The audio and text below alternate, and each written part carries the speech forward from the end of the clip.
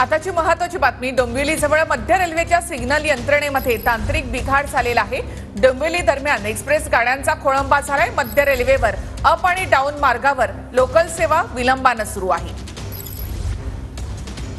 डोंबिवलीजवळ मध्य रेल्वेच्या सिग्नल यंत्रणेमध्ये तांत्रिक बिघाड झालाय। रेल्वे स्थानकामध्ये मेल गाडी बंद पडलेली आहे। त्यामुळे मध्य रेल्वेवर सध्या अप आणि डाऊन मार्गावर लोकल सेवा देखील विलंबाने सुरू आहे। एक्सप्रेस गाड्यांचा देखील या ठिकाणी खोळंबा झालाय।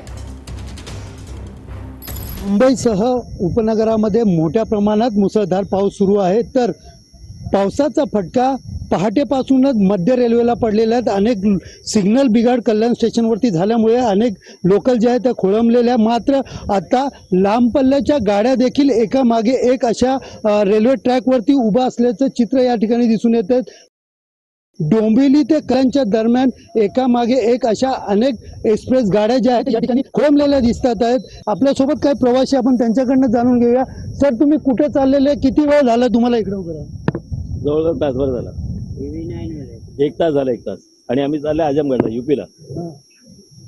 काय नेमकं काय तुम्हाला काय सूचना देण्यात येतं काय? एवढं नाही, फक्त गाड्या लेट जातील।